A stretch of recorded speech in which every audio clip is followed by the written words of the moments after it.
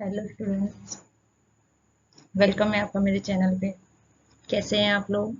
I hope you are doing well. हम कर रहे थे पेपर 2 कॉमर्स की पीवाईक्यूज की सीरीज, जो दिसंबर 2025 की।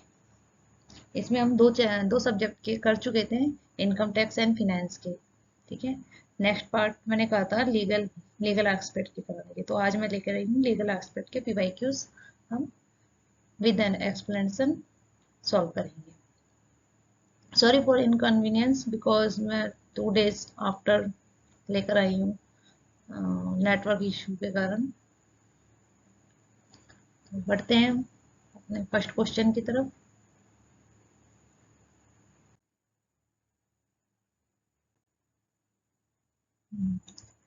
अससन रीजन का क्वेश्चन है। ए gentleman died living a young window. The relatives of the deceased threatened the widow to adopt a boy, otherwise they would not allow her to remove the dead body of her husband for ceremony. The widow adopted the boy. Reason कह रहा है the widow subsequently cancelled the adoption. The court held her consent was not free due to coercion. एक व्यक्ति की मृत्यु हो गई और वो अपनी युवा विधवा को छोड़ गया। ठीक है। यानी मृतक जो उस व्यक्ति के रिश्तेदार थे, उन्होंने विधवा को धमकी दी कि अगर वो लड़के को गोद नहीं देगी तो उसके पति के शव को अंतिम संस्कार के लिए नहीं ले जाने देंगे। तो उसने विधवा ने क्या किया, उस लड़के को गोद ले लिया। ठीक है। असर्सन ठीक है। फिर इसका रीजन क्या दे रहा है? बाद में विधवा ने उसे गोद लेने से रद्द कर दिया। न्यायालय ने माना कि उसकी सहमति दबाव के कारण स्वतंत्र नहीं थी। तो दोनों सही है। ये क्वेश्चन किसका है?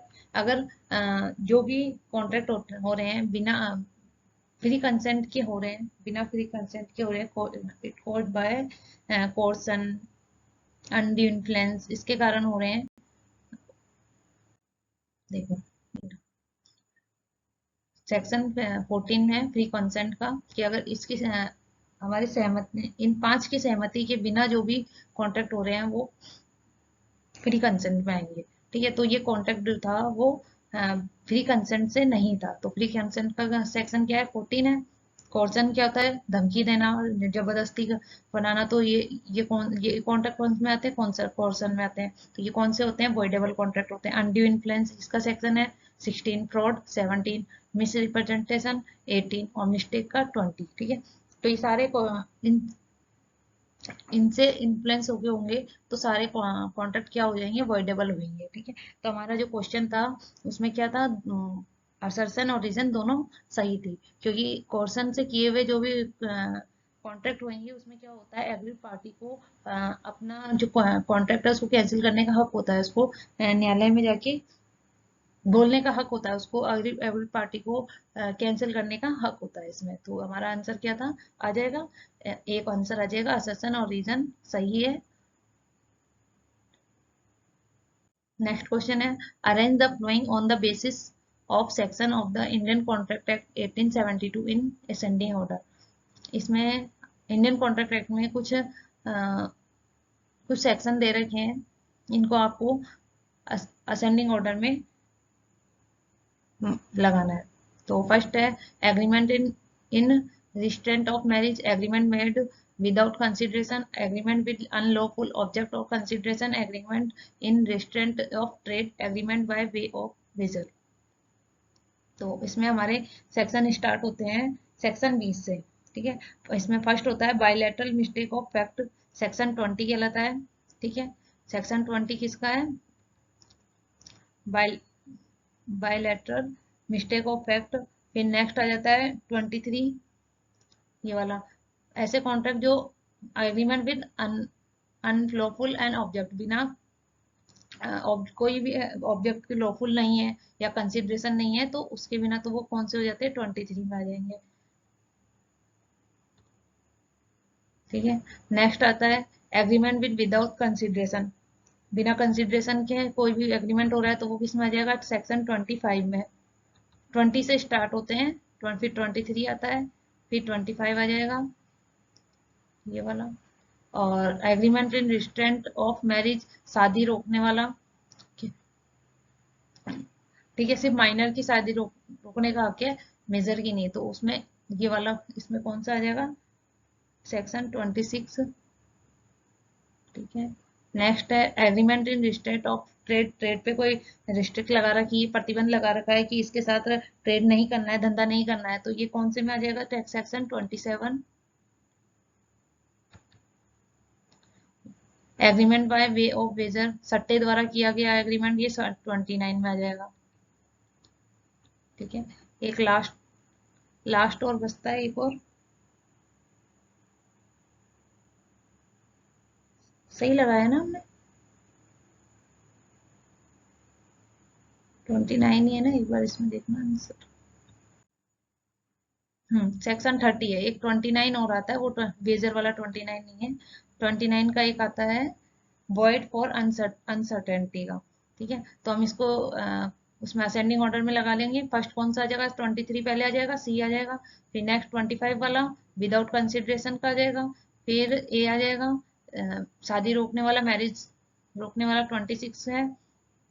ट्रेड को प्रतिबंधित करने वाला, रेस्ट्रेंट करने वाला 27 डी आ जाएगा। फिर लास्ट में कौन सा आ जाएगा, सेक्शन 30 वेजर, सट्टे के द्वारा किया गया अनुबंध। तो हमारा इसका answer, right answer is option number 1। ठीक है,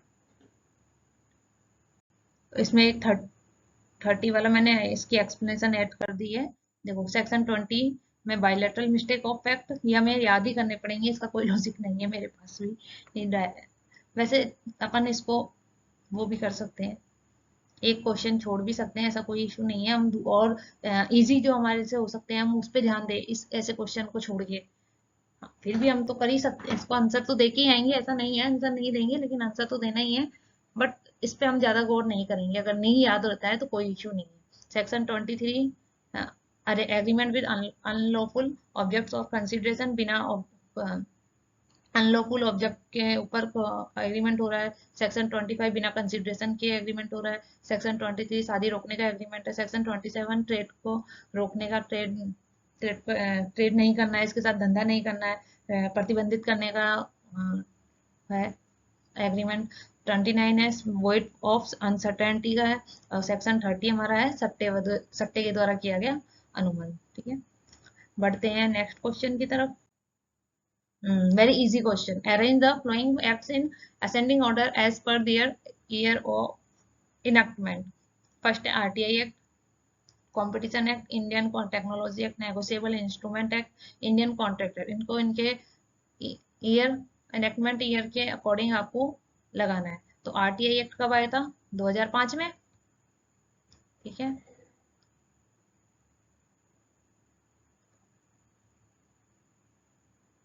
कॉम्पिटिशन एक्ट कब आया था,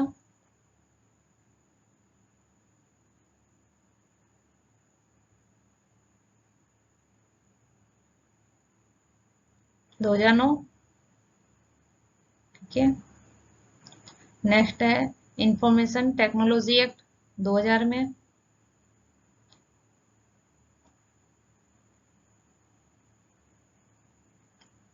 नेगोशिएबल इंस्ट्रूमेंट एक्ट 1881 में।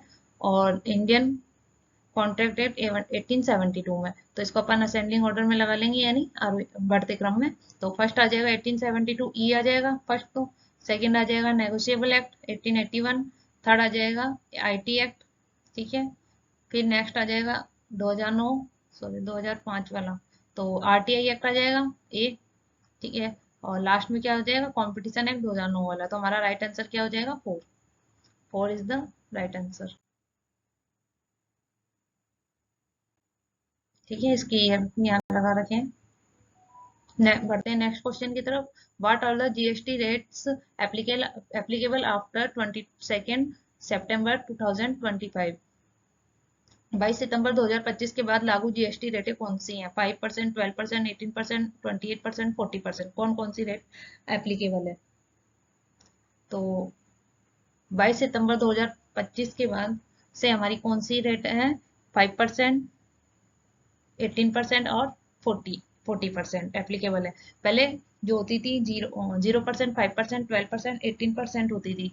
अब इसमें 12 और 28 को रिप्लेस किया गया है, और 40 को ऐड लाया गया है, जिसमें कुछ गुड्स पे, असेंशियल गुड्स पे हमारी 0% लगता है, कुछ कुछ पे 5% लगता है, कुछ पे 18% लगता है। जैसे 350 सीसी वाले व्हीकल पे एसी, फ्रिज वगैरह, इन पे 18% लगता है। 40% लग्जरी गुड्स पे लगता है, सिन गुड्स पे लगता है, ठीक है।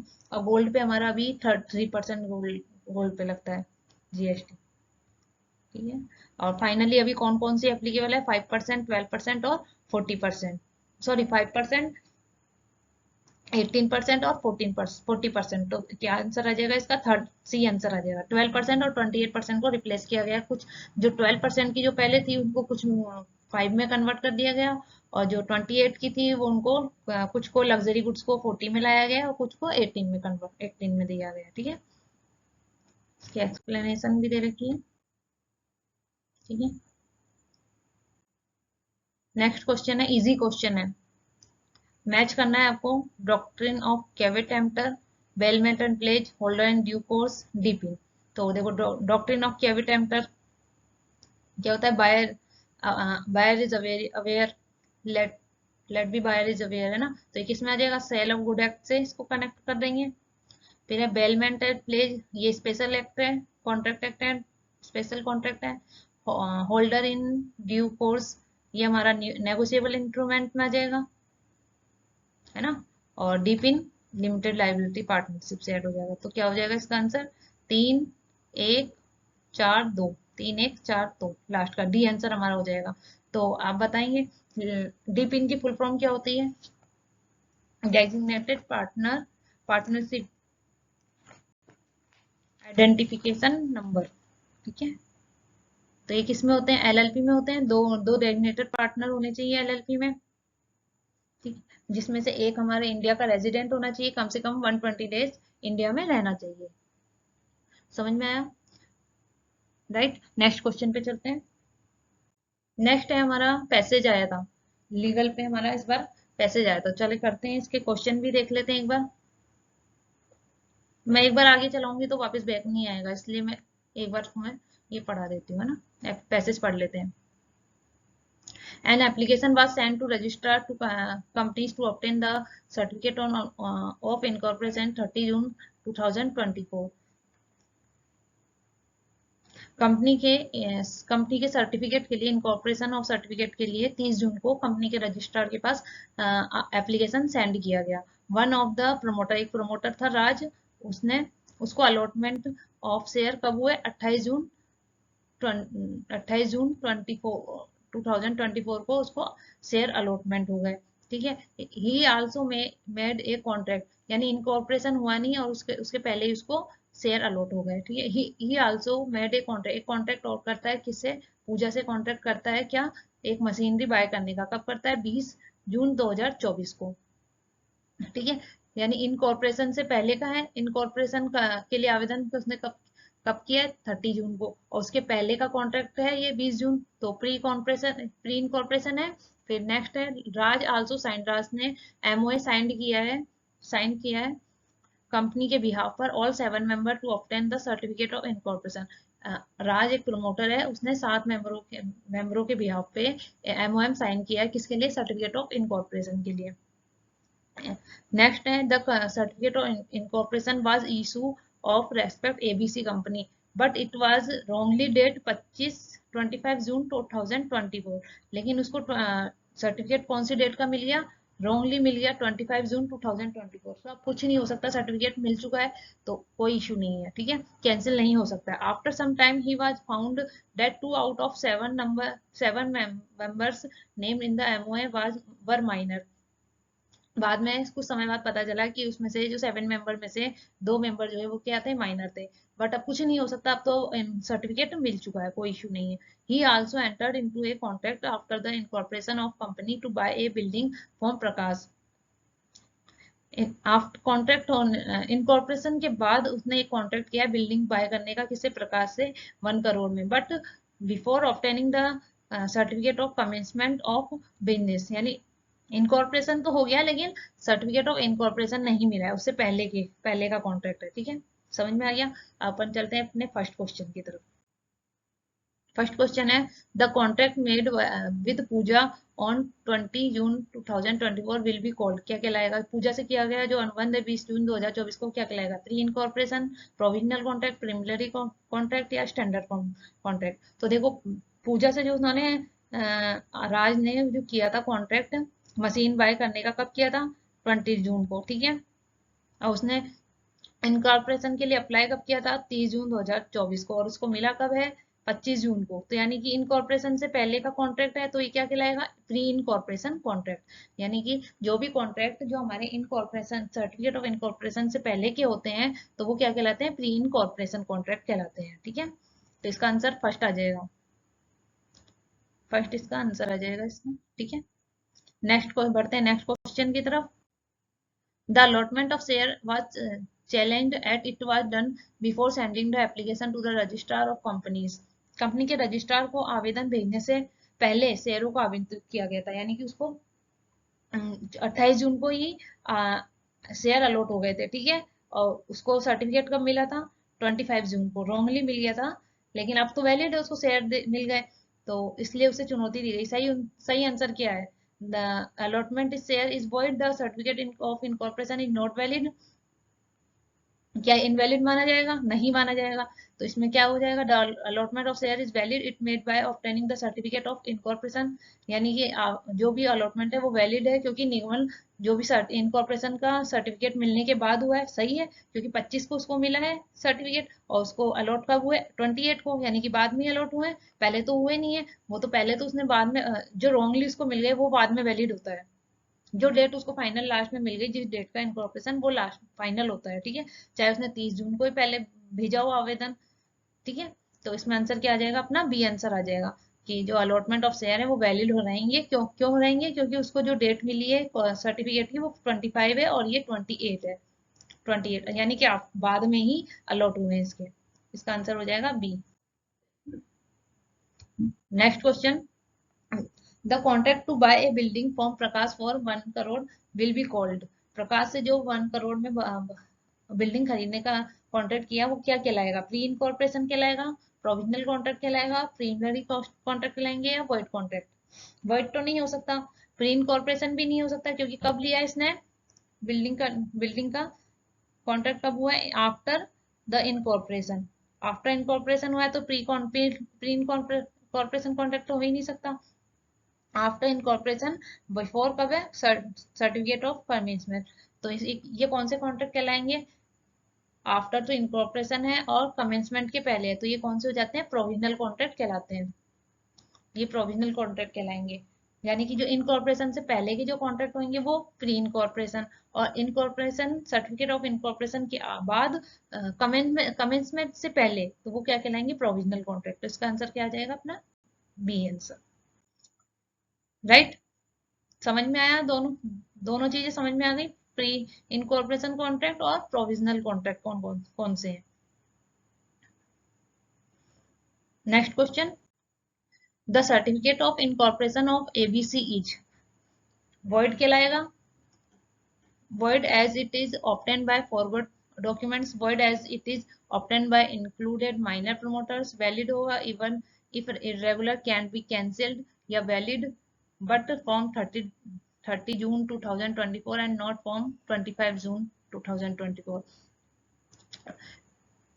तो इसका आंसर आ जाएगा अपना सी, वैलिड माना जाएगा, इसको कैंसिल नहीं करवा सकते, क्योंकि भले ही उसने 30 को अप्लाई किया हो, लेकिन उसको डेट 25 की मिल गई, तो वही फाइनल कहलाया जाएगा जो भी इनकॉर्पोरेशन की उसके पास डेट आई है, ठीक है। तो इसका आंसर क्या कहलाएगा? सी आंसर आ जाएगा, राइट। नेक्स्ट क्वेश्चन 10, सी इसका आंसर है।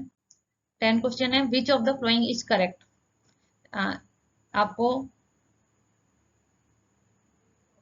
फर्स्ट है, Pooja can claim payment of machinery from the company as Raj act on behalf of the company. Pooja company से पेमेंट मांग सकती है क्योंकि राज ने कंपनी की ओर से कार्य किया है? नहीं। क्यों नहीं मांग सकती? क्योंकि जो भी कॉन्ट्रैक्ट राज ने पूजा से किया था वो कब किया था? इनकॉर्पोरेशन से पहले किया था, और इनकॉर्पोरेशन से पहले के कॉन्ट्रैक्ट जो होते हैं वो उसके लिए लाइबल कौन होते हैं? प्रमोटर खुद ही लाइबल होते हैं उसके लिए, कंपनी लाइबिल नहीं होती है। बाद में बाद में हो सकते हैं, लेकिन पहले लाइबल नहीं होते हैं। सेकंड है Pooja can claim the payment from Raj, Pooja can claim the payment of Raj. ये तो सही है कि पूजा राज से भुगतान मांग सकती है, क्योंकि who is the personal liable, she is considering that it is a provisional contract. Provisional तो कॉन्ट्रैक्ट नहीं था, वो प्री इनकॉर्पोरेशन कॉन्ट्रैक्ट था, क्योंकि उसने पहले कॉन्ट्रैक्ट किया था इनकॉर्पोरेशन से पहले 2020 को, है ना। तो पूजा से जो भी कॉन्ट्रैक्ट किया हुआ था वो पहले का कॉन्ट्रैक्ट था, तो इनकॉर्पोरेशन प्री इनकॉर्पोरेशन कॉन्ट्रैक्ट होगा, ना कि प्रोविजनल। तो ये भी रॉन्ग हो गया। थर्ड है Raj will be personally liable, Raj personally liable होगा for all the pre incorporation contract, promoter are personally liable. Raj क्या था, प्रमोटर था, और उस जो भी प्री जो भी इनकॉर्पोरेशन से पहले के जो भी कॉन्ट्रैक्ट होते हैं वो प्री इनकॉर्पोरेशन कॉन्ट्रैक्ट होते हैं। तो सही है, राज उसके लिए पर्सनली लायबल होगा, ये राइट है। ठीक है, थर्ड वाला राज, राज विल नॉट बी लायबल, ये तो कैंसिल ही हो गया। ठीक है, इसका आंसर थर्ड होगा। कैसा लगा आपको सेशन? अगर अच्छा लगा हो, आपको नेक्स्ट और वीडियो चाहिए, तो लाइक शेयर एंड सब्सक्राइब करना ना भूले। Thank you so much, but मिलते हैं नेक्स्ट सेशन में। Bye bye.